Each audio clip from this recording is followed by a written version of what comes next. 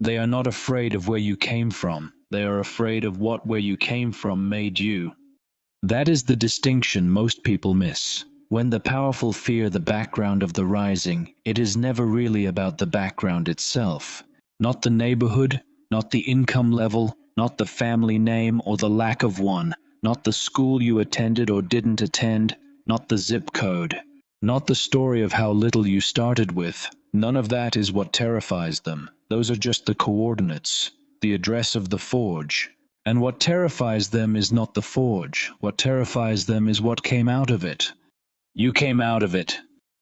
If your truth is dangerous to their lies, type dangerous in the comments. Be the threat. And what you are, what you became in that specific crucible, what got built into your character and your perception and your resilience and your gifts by the specific pressure of the specific background you carry, is the thing that no palace has ever been able to manufacture. Not with all the resources, not with all the tutors, not with all the carefully curated environments and the managed challenges and the controlled exposures to just enough difficulty to build character without breaking comfort. They tried, they have been trying for centuries, and they cannot replicate what your background built in you, and they know it. And that knowing is the source of the terror. The royals are terrified, not a metaphor, not a hyperbole. The actual posture of every entrenched system of inherited power when it encounters someone who carries what you carry. The posture of people who have spent generations constructing walls specifically to prevent what you represent from getting inside those walls. And now watching you approach, watching the walls prove less solid than the centuries of maintenance promised. Watching the thing they built the whole system to stop arrive anyway, not despite the background, because of it. Let me tell you why your background is the threat. Every system of inherited power rests on a single foundational claim, the claim that what they have was legitimately earned, that the privilege is deserved, that the position was granted by something more authoritative than luck of birth. The claim takes different forms in different eras: divine right, merit, breeding, natural law, cultural superiority. The specific language changes. The function of the claim is always the same: to explain why them and not you. To justify the distance between your circumstances and their circumstances as something other than an accident of birth dressed up in the costume of destiny. Your background threatens that claim at its root, not through argument, through existence. You did not arrive at what you carry through the mechanisms that their system validates. You did not inherit it from ancestors who had already arrived.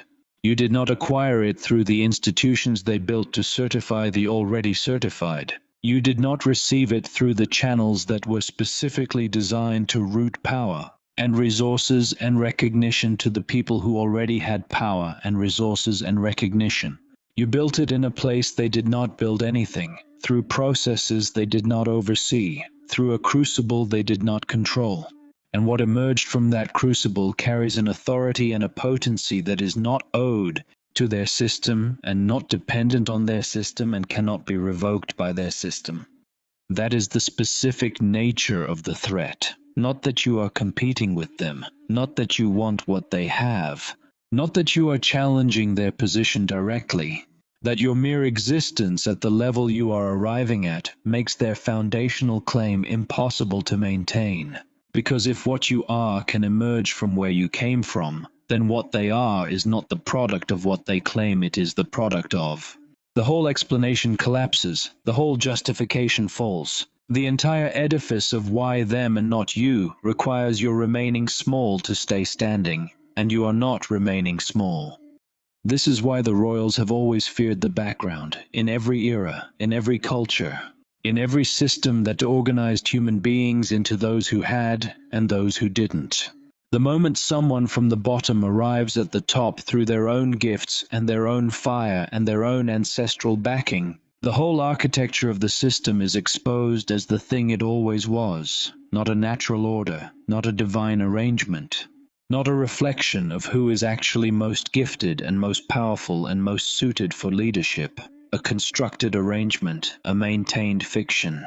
A system that produces its own justification by controlling who gets to demonstrate their gifts and who doesn't. And your background, fully expressed, is the demonstration that the control was never absolute, was never the whole story, was never able to account for what gets built in the crucible they couldn't reach. Your background is not a liability, it is evidence.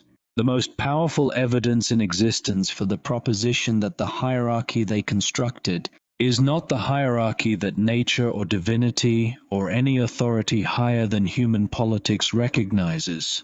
Your background is the proof that the gatekeeping was never about sorting the worthy from the unworthy. It was about protecting the unworthy from the competition of the worthy, and you are that competition. Walking through every gate they thought they had closed, not by breaking them down, by carrying an authority that makes the gates irrelevant. Let me tell you what your background built that they cannot replicate. It built hunger, not the ordinary hunger of people who want more than they have. The specific hunger of someone who had to want hard enough and long enough that the wanting itself became a force. The hunger of someone who could not afford to be casual about their gifts, who could not afford to dabble, who could not afford the luxury of uncertainty about whether they were going to commit. The pressure of the background left no room for half measures. You were all in before you fully understood what all in meant, because the alternative to all in was a life that your gifts would not allow you to accept.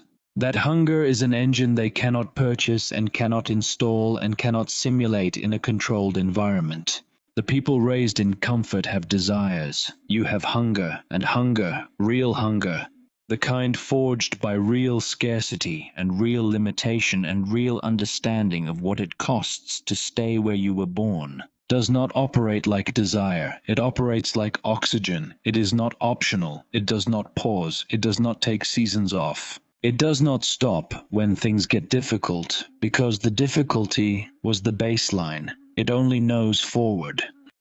It built perception that cannot be manufactured, the perception of someone who could not afford to misread situations, the perception of someone for whom reading the room wrong had real consequences, real costs, costs measured not in embarrassment but in survival, the perception of someone who learned early that the surface and the reality were frequently different things, and that navigating between them with accuracy was not an intellectual exercise, but a daily necessity. This perception, this granular sensitivity to what is actually happening as distinct from what is being presented, is worth more than every elite education combined. Because elite education trains people to analyze situations after the fact, with frameworks and models and the luxury of reflection. Your background trained you to read them in real time, with no framework except the one your own nervous system built from years of needing to know immediately. That real-time reading, that immediate access to the truth underneath the surface, is a gift that the people who grew up in controlled environments cannot fully achieve, no matter how hard they study it. And in a world that runs on the gap between the surface and the reality, the person who can close that gap instantly is operating with an advantage that no inherited position can compensate for. It built relationships of a different quality. The relationships formed in the background are not strategic, not networked, not cultivated with half an eye on the return. They are forged in the specific heat of shared circumstances, in the specific intimacy of people who needed each other genuinely, not transactionally, in the specific loyalty that forms between people who have been through things together that the people in controlled environments have not been through. These relationships carry a load-bearing capacity that the managed relationships of privilege cannot match. When the test comes, and the test always comes, the relationships forged in your background hold, because they were never held together by shared benefit. They were held together by shared experience, and shared experience does not dissolve when the benefit stops. It built a relationship with failure that is its own form of mastery. The people raised in the cushioned environments of inherited privilege have a specific terror of failure. Not because failure is more dangerous for them, but because they were never taught to process it. Were never given the repeated experience of failing and surviving and extracting what survived with them. Were never made to walk into the next attempt carrying the intelligence of the previous failure without being destroyed by the weight of it. Your background gave you that, not as a gift, as a necessity. You failed and you processed it and you came back. You failed again and you processed it again and you came back again.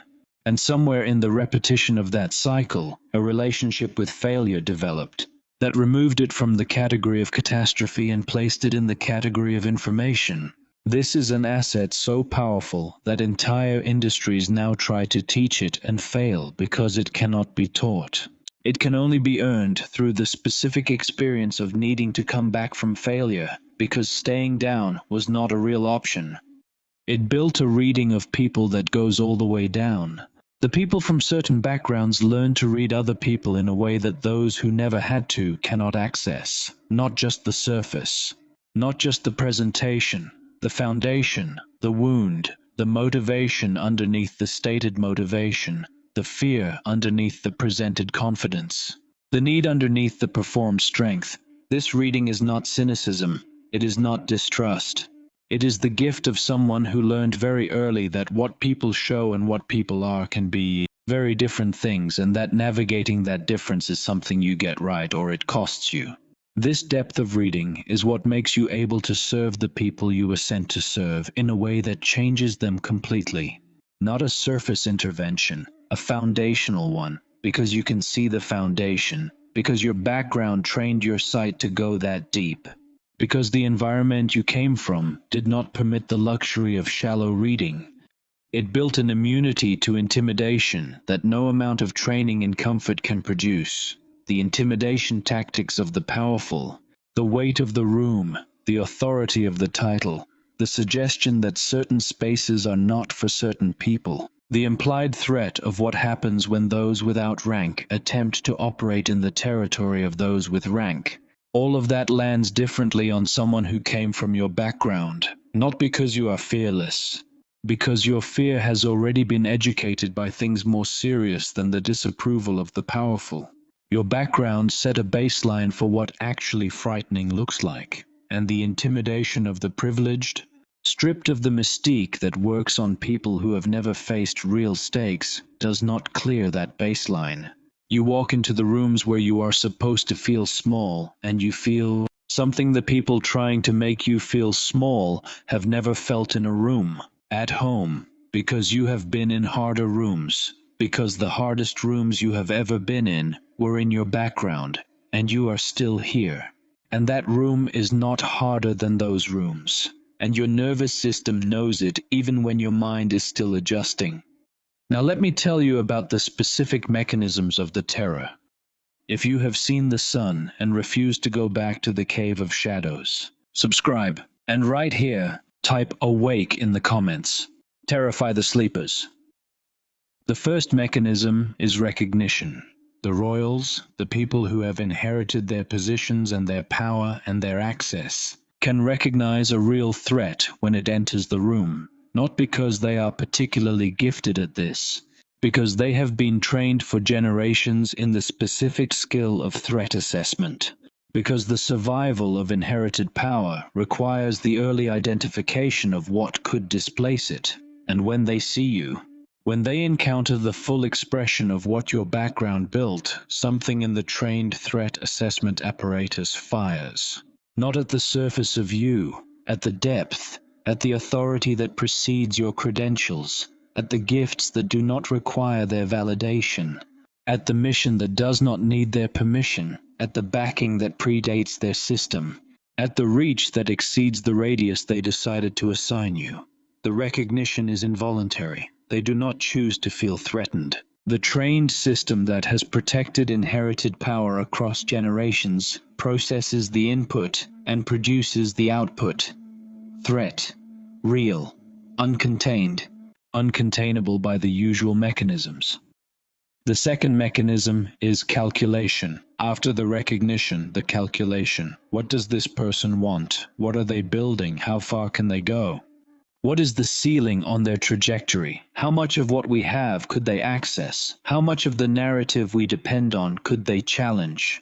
And the calculation, when it is honest, which it is only briefly in the privacy of their own assessment, produces a result they do not like. No ceiling they can set, no containment mechanism they control, no credential they withhold that will slow the trajectory significantly.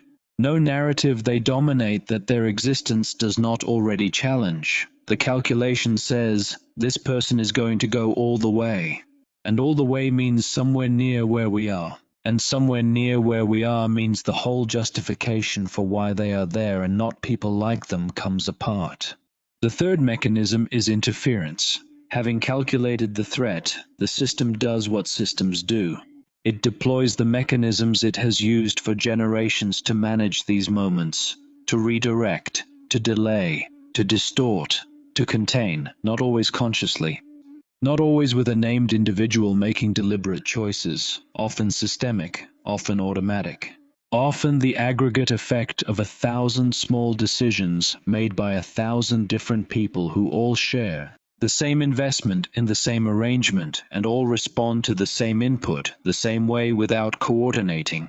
The interference is real even when it is not conspiratorial, the doors that close, the opportunities that redirect, the narratives that position you in ways designed to limit your reach.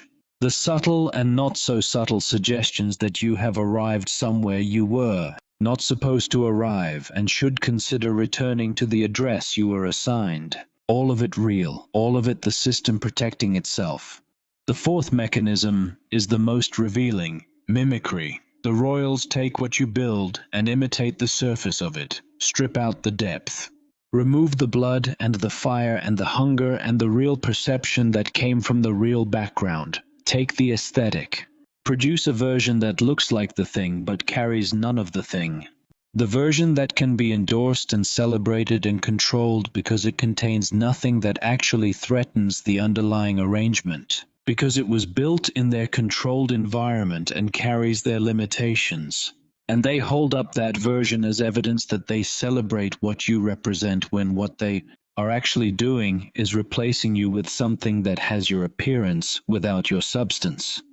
This is what they have always done, in every era, with every genuine threat. Take the surface, sterilize the depth, reproduce the aesthetic without the ancestry. Sell the imitation as the real thing to people who have not felt the real thing and cannot yet tell the difference. And in the meantime, hope that the real thing, the actual person from the actual background with the actual gifts and the actual fire and the actual backing, gets distracted by the availability of the imitation, gets satisfied with the visibility of their aesthetic without the reality of their authority, confuses being seen with being received, confuses recognition with reach, confuses the celebration of their surface with the acknowledgement of their depth. You will not be confused. This is the gift of the full activation that is happening now, the clarity to see the mimicry for what it is. The groundedness to not be satisfied by it, the patience to wait for the real reception rather than settling for the imitation, the authority to move past the people who want to celebrate your surface while containing your depth and into the space where what you actually are can fully express what it is actually built to do. Let me tell you about what happens to their system when your authority becomes undeniable. Systems of inherited power are not as stable as they appear. They require constant maintenance, constant narrative management, constant investment in the idea that the arrangement is natural and correct, and the only reasonable way things could be organized. The moment a significant enough counterexample exists, the maintenance cost rises. Every person from your background who arrives at the level your gifts warrant forces the system to spend more energy on the justification, on the explaining, on the management of the cognitive dissonance between what the system claims and what the evidence demonstrates. And enough counterexamples, enough arrivals from the wrong background at the right level, creates a maintenance burden the system cannot sustain. The narrative starts requiring more energy to uphold than it generates in return. The walls start requiring more resources to maintain than the people inside them can allocate without sacrificing something they are not willing to sacrifice. The gatekeeping starts becoming more visible than the gates can afford to be. And visible gatekeeping loses its power because the power was always in the invisibility, in the idea that the gates were natural, that the walls were just the way things are, that the credential requirements were about merit rather than maintenance. Your arrival, and the arrival of everyone your arrival makes possible, is making the gates visible, and visible gates are already half open. The fear has a specific texture. Let me describe it so you recognize it when you feel it directed at you. It presents as dismissal, as the studied indifference of people who need you to believe they do not see the threat you represent, who reference your background as if it disqualifies what arrived from it, who talk about where you came from in the tone that is designed to make you feel the distance between that origin and where you are now is illegitimate, as if you should not be where you are, as if the journey from there to here is somehow suspicious, as if the fact that you made it without their permission is a problem with you rather than a problem for them. It presents as over-credential requirements, as the sudden discovery that where you have arrived requires something you don't have. A specific certification, a specific institutional affiliation, a specific background check against their standards, a specific audit of whether you belong at this level. This is the credential game. It has been played against people from your background for as long as the people with the credentials have needed to maintain the gap. If you have what they require, they discover a new requirement. If you meet the new requirement, there is another one behind it. The credential game is not about credentials, it is about delay, about keeping you in the process of becoming qualified long enough that the window for using your gifts closes. The game ends the moment you recognize it as a game and stop playing by rules they wrote to produce a result they decided on before the game started. It presents as appropriation, as the sudden interest in your gifts once someone with the right background has repackaged them, as the celebration of the surface aesthetic of your culture and your community, and your background stripped of the spiritual authority that gives the surface its meaning, as the awarding of the credential and the platform and the resource to the version of your thing that came out of their controlled environment and therefore carries none of the fire and none of the threat and none of the ancestral authority. The appropriation is fear in action, fear that if they cannot stop the thing, they can at least replace it with a version that does not threaten them. It presents as surprise, as the particular performance of shock that entitled systems produce when someone from your background arrives at a level they reserved for people from other backgrounds. The shock is not really shock, it is the expression of an expectation being violated, the expectation that the walls would hold, that the gates would stay closed, that the mechanisms of containment would work this time the way they have worked before. The surprise is the system registering its own failure to contain, and the performance of it is designed to put you in the position of explaining your presence rather than simply occupying it, of justifying yourself rather than simply being what you are, of making the case for your right to be here rather than simply being here because this is exactly where you are supposed to be. You will not explain yourself, not to them, not to their system, not to the centuries of accumulated gatekeeping that produced the requirement that people from your background explain themselves to people from their background before being permitted to occupy the spaces their gifts warrant. The explanation era is over. The justification era is over. The era of shrinking yourself to fit through the door they were willing to open is over. The door they were willing to open was never the right door. The right door is the one your authority warrants, and the authority does not require their permission. The royals will come to you. This is the ultimate inversion that terrifies them most. Not that you compete with them, not that you challenge them, that you arrive at a level of authority and influence and impact where they need to come to you, where the resources and the connections and the access they offer become things you can choose to receive or decline rather than things you pursue. where you are no longer angled toward them, but fully centered in your own authority, and they have to decide whether to align with what you represent or be irrelevant to it. This is already beginning to happen. You can feel it in the shift in how certain people engage with you. The people who used to look past you now make sure to look directly at you. The rooms that used to feel hostile now feel different. Not comfortable exactly. Adjusted, calibrated to a new reality they did not choose but are beginning to reckon with. The recalibration is happening because the activation is happening, because the full expression of what your background built is emerging, because the authority that was always yours and always waiting is being occupied, because the lineage backing that has been building toward this moment is arriving in full force. And the royals, sitting in their inherited positions, watching through the windows of their carefully maintained arrangements, feel the shift. Feel the thing they have been afraid of since the system was designed to prevent it finally arriving. And the feeling is not rage.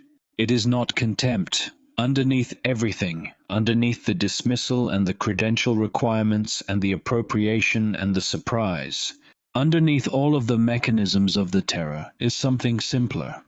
Recognition of the real thing. They know what you are. They have always known what people from your background are when they arrive fully. They built the whole system because they knew.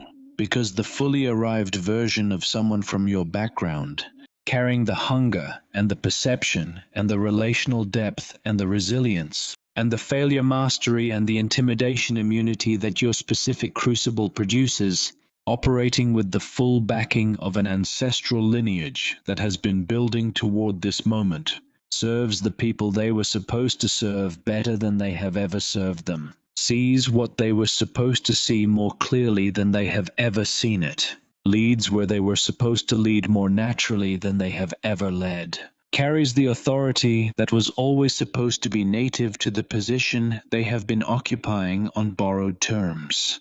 The terror is recognition of what they are not, of what you are, of what was always coming from where you came from, of what no system built to prevent it ever successfully prevented, of what is arriving now with the full force of a lineage that survived every attempt to stop it, of what your background made you that their background, with all its resources and all its comfort and all its carefully managed environments, could never make them. You are what they built their walls to keep out. You are what their gates were designed to stop. You are what their credential requirements were invented to delay. You are what their mimicry was constructed to replace. You are what their surprise performs ignorance of. And you are here, from that background, carrying everything that background built, backed by everything that lineage stored, activated by everything that this moment is releasing, uncontainable by anything they designed, unintimidated by anything they control, unfazed by anything they perform. The terror is appropriate. What is coming from your background has been building for generations, and it is here now, and it is yours. And there is not a wall or a gate or a credential requirement or a mimicry or a performance of surprise in the world that changes that. Your background is not what you came from. It is what came from you. And what came from you has been terrifying the right people for exactly the right reasons all along. Rise from it, fully, without apology, without explanation, without the smallness they required and you are no longer providing. The royals are terrified, because they should be, because you are exactly what they were always afraid was possible. And it is, and you are. And this is that moment. They fear what they can't control. To learn how to wield the truth that makes empires tremble, click the video on your screen right now.